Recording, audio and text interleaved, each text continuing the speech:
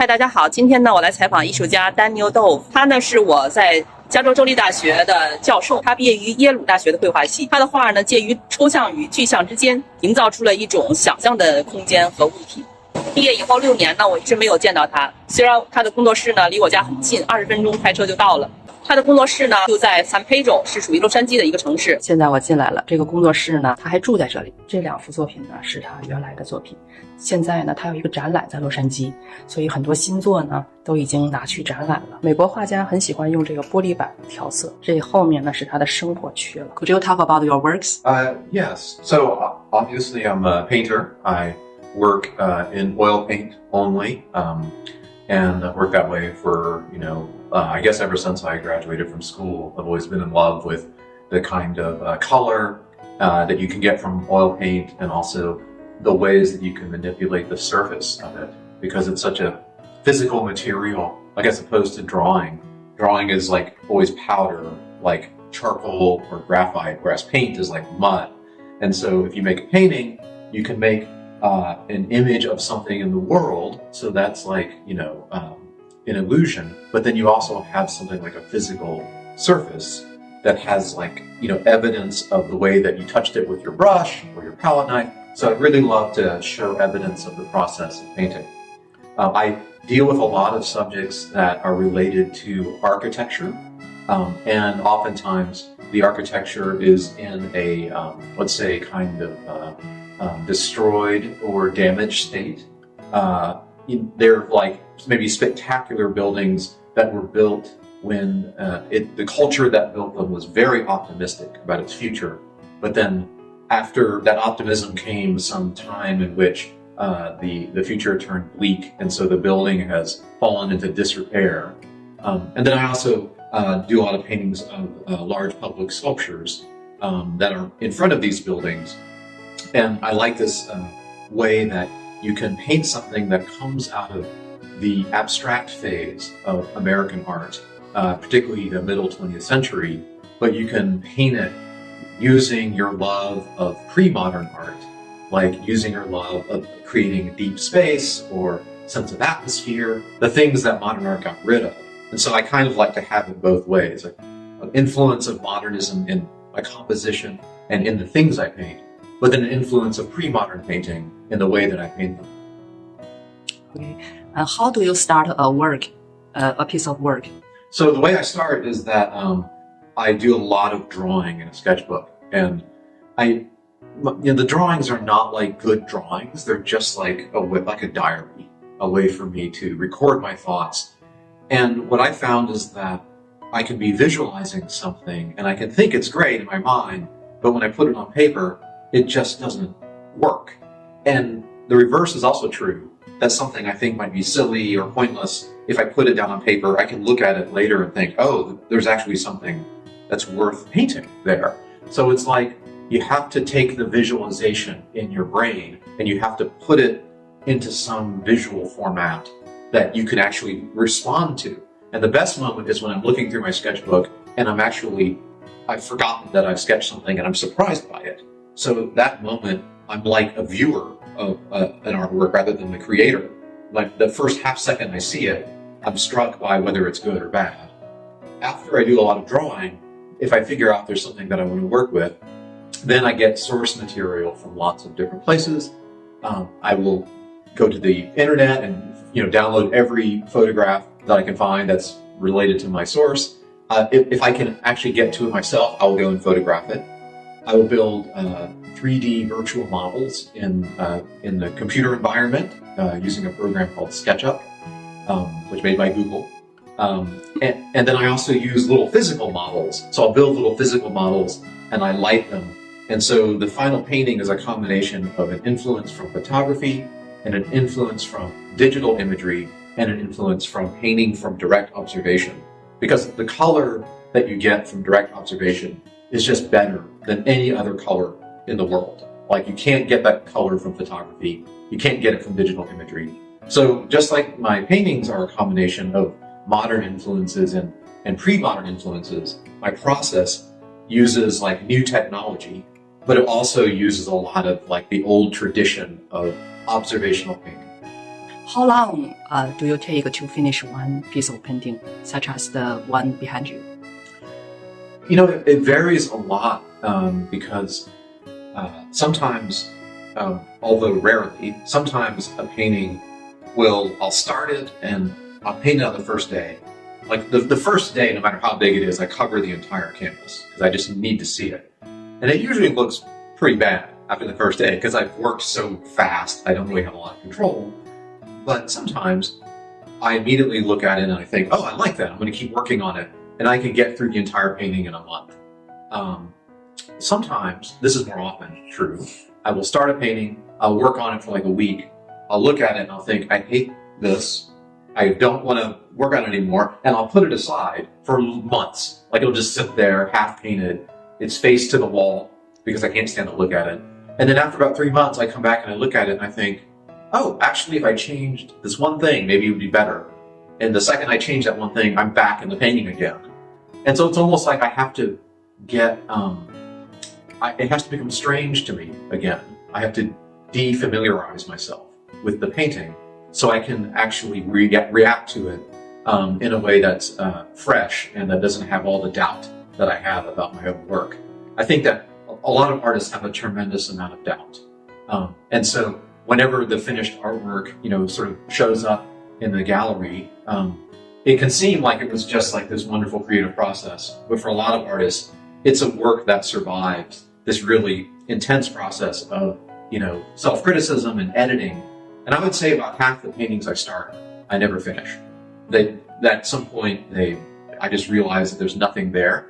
And so I tear the canvas off of the wooden frame, I restretch it, and in the case of this painting, it's a particularly, a little bit silly. What happened is that I actually started the painting on a frame that was about 6 inches bigger in both dimensions, and I worked on it for a couple of weeks, and I just thought, it's just too big. It doesn't feel right. So I took the canvas off, and I had a new frame built, and restretched it, and then all of a sudden it felt right. And I don't even know why. I can't even explain why I needed to change the size, but when the size felt right, then I was able to push through. So this painting took longer than usual because of that big shift in the middle of the process. It looks like you spend a lot of time to work on your canvas. What else do you do except the painting? I always have trouble answering this question because I'll even ask myself, like, what do I like to do besides paint? I mean, obviously I like to shop for shoes. I love films. I watch a lot of movies. Whenever I can, I like to go out to a beautiful landscape and go for a hike. What and who made a big impact on you as an artist? So there are probably two categories of people, I would say. The first one are the artists that come from art history or come from the contemporary art world who you don't know personally. Mm-hmm. And for me, my first love when I was a student was Cezanne. Mm-hmm. And I think I didn't really understand Cezanne. I think I liked Cezanne because you could actually see the brushstrokes. So I could imagine like how it was made, and so I could imagine myself making it. Whereas if you look at something, if you look at like a wonderful, Vermeer, there's no way to understand how that was made because it's so magical in its illusion. So the first love was Cezanne. And then I saw Lucian Freud's paintings, and I thought, this is it. This is like the best contemporary painting I've ever seen. And Lucian Freud was alive back then, and I think he was the greatest living realist painter. Very deeply influenced by him. And then at some point I found Edward Hopper, mm-hmm. and Edward Hopper was really important to me. And then finally Gerhard Richter, the German painter. Mm-hmm. So in a weird way, the biggest influences were Richter and Lucian Freud. Mm-hmm. And some people are confused by those two influences, but for me it made sense because Lucian Freud was all about the experience you had in person, where you could see something inside the room that you were standing. So you could almost feel the tactility, the sense of touch of the flesh and the fabric and the wood. It was all about being there. And Richter was all about being distant. Like everything was almost like it was based on a photograph, but the photograph itself was even like blurry or distorted. So you couldn't ever get back to the thing that you're looking at. So Freud was all about presence, and Richter was all about absence. And so for me, these form a kind of beautiful pair. The second category of people are the people in your personal life who become heroes to you. And I had a professor when I was an undergraduate. In truth, I started as a chemistry major. And so I thought I was going to be a scientist. And after a year of studying chemistry, I was just sad all the time. And I thought, well, you know, I only have one shot at this. I might as well go for the thing that I love, even though I don't think I'm ever going to be able to make any money at it. My parents weren't very happy, but they also didn't interfere. And so I went to the art school. This is the University of Texas in Austin. And I met a guy, also named Dan, who was very young. He was about 5 years older than me, who had just started there. He was a part-time professor. And even though he was less experienced than the other faculty, he had this way of talking to his students like they were people, not just students. And he would talk about his own doubts in his own studio and talk about how difficult the process was.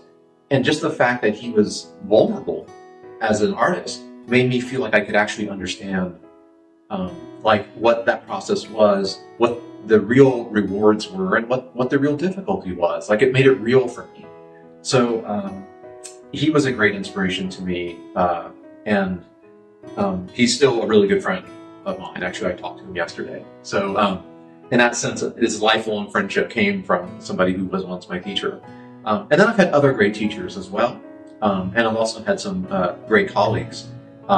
You know, I think after a certain point, after you've painted long enough, you sort of know that you're going to do it for the rest of your life. But there was a critical time there when I was a student where I was really unsure whether or not it was good enough, whether it would ever be, you know, economically possible to do it. And to be able to have a model that I could look at, I could see his life in his studio, and I could think, okay, this is sort of how it might work. That was super important for me to be able to imagine continuing. And now, because I'm a professor, I hope that occasionally I can be that person for somebody else. I can show them that this is possible, even if their parents are very skeptical. What do you think of NFT art? NFT art? Yes. That is an interesting question.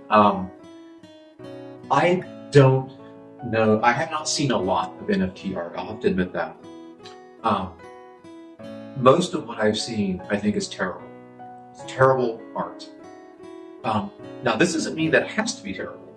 It just means that the people who are in the market for NFTs are really, they're cryptocurrency speculators.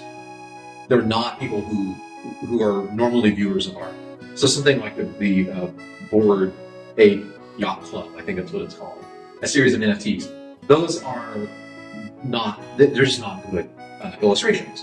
And I don't know why anybody would pay the amount of money that they do for those, particularly because you can experience them the exact same thing digitally online. Really, the person who owns it only owns a certificate of ownership. They don't have a private experience with it that's any different than whatever anybody else does. But somebody like Beeple is more of a serious artist, and he shows that actually an NFT could be something that's far better than the Bored Apes. And I just think it's a matter of time before digital art becomes one of the ways that we make art alongside painting and sculpture and installation and video. It's just a matter of time. And I think when that becomes true, when digital art becomes like a fully mature art form, then the NFT form of ownership will become very important to create a kind of unique owner. So I say it's terrible, but I also think it's unfair to judge it fully. It's like if you judged video art like 2 years after it was invented, you would think, oh, this is terrible, you know, and yet it becomes something that has actually got a lot of really great practitioners. So I think NFT art probably has a very bright future. But right now I'm not convinced. I wouldn't buy one right now. Let's put it that way. Thank you. Do you have any moment that you don't want to work on your canvas and you don't want to be an artist? Yes. I said I just answered that so quickly. But yes, actually, and yes, that's part of the doubt. Sometimes I don't want to be an artist because I think, well, maybe I'm still just not good enough. Or sometimes I don't want to be an artist because I think nobody really cares about art. there are other reasons too. Like it can be very emotionally difficult to have a show in public because you feel so vulnerable. Everybody's looking at your work, and sometimes you think, like, is it worth it to feel this insecure in public? And in those moments, I will sometimes fantasize about not being an artist, but I never have another thing that I would be other than maybe a psychologist. I think that I might be a decent psychologist. But the thing that I pay attention to is that even though I have these doubts and sometimes don't want to be an artist, I never feel that way after a day working in the studio. So in the moments right after I've done the thing called art, I always feel like that was a day well spent. And so I keep remembering that and I keep trusting that experience, because if I really didn't want to be an artist, I would feel it the most when I was painting and after I was painting. I would think, I don't want to go back and do that again tomorrow. But after a day working in the studio, I usually feel like, yeah, I want to be able to go back and do that tomorrow. So, but sure, yes, I do want to. I want to escape my life. I've always wanted to escape my life somehow. Okay. Do you think your childhood experience influenced you a lot as an artist? Well, I grew up in a house with my parents had no interest in art of any kind. We never went to a museum or a gallery. They never had any art up in their house. There weren't any art books. They just didn't care about it. And that's probably one of the reasons why I'm still haunted by this doubt. Like maybe nobody cares about art. I think it comes from the fact that my parents didn't, and they really still don't care about art. And so deciding to be an artist actually took a lot of courage or foolishness or both, because it was so counter to everything I've been exposed to. So I would say in a way, there wasn't a direct influence in that sense. But I do think that the feeling of melancholy that I want to pursue in my art, oftentimes I want it to be beautiful, but also kind of sad. Just to be honest, I think that comes from my family. My family wasn't the happiest family. And, as a child, you experience this and you can't control it. You can't really improve it. Maybe you want to escape from it. And I found that as an artist, one of the best things that I can do for myself emotionally is I can take something that might be kind of sad as a subject, but then I can try to make it beautiful.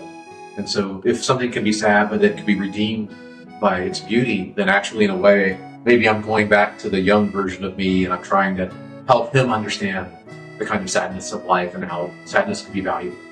In your painting, the color is not very colorful. Why do you choose this kind of tone to work on your painting? I think that comes from my history of painting from direct observation.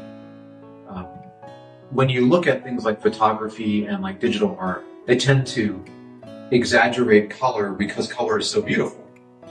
And it's one of those pleasures just to see just the bright blue of a sky, or the sort of fresh deep green of a field in springtime, or a beautiful sunset, all the warm hot colors of that. I think that we're so tuned to thinking like these intense colors are beautiful that when we have the ability to create an image using a technology, sometimes we exaggerate the color because we want to provoke that pleasure. But if you paint from direct observation in, let's say, natural light, actually, almost all the colors you see are neutral in some way. Like there's rarely ever a completely pure red or a completely pure yellow in your visual experience. Maybe that's why it makes them so special. And so I like to think of my paintings as having moments of intensity where there might be a pure red or a pure yellow, but the rest of the painting tends to be more neutral because it's almost like it gives a context for the really intense color. And the intense color looks more intense because it's surrounded by all these colors that are mixed more and maybe not as saturated. I've had other people say something about like, wow, you can just paint various grays all day long. And for me, it's like, yes, but it's not necessarily that I love grays, even though sometimes I do. It's that I want to build up to the moments of intensity and I want those to be special. Thank you so much for your wonderful answer. Oh, sure. Thank you for your time. Thank you for your questions. 今天去 Daniel Dove 的工作室呢，特别的开心，看到了久违的工作室的场景，还有这个非常熟悉的油画颜料的味道。让我非常吃惊的呢，是他竟然住在自己的工作室里面。在我印象中呢，美国的教授应该是自己住在别墅里面，然后呢，工作的时候才去自己的工作室。我非常喜欢他的作品，非常的沉得住，一点也不焦躁，精工制作。但是他的作品呢，却一点也不贵，像1米以下的作品呢，基本上就是5、6千美元一幅，可以说呢是没有一点的泡沫，没有任何炒作的成分。像这些比较有资历的艺术家呢，价格是非常合理的，他们的作品呢是很值得收藏的。他是很典型的美国学院派艺术的代表吧，毕业于耶鲁大学，而且作品呢也是非常有技术含量和这个理念的。欢迎大家跟我留言，我会继续跟大家分享美国生活、艺术和房产的资讯。我们下次再聊，再见。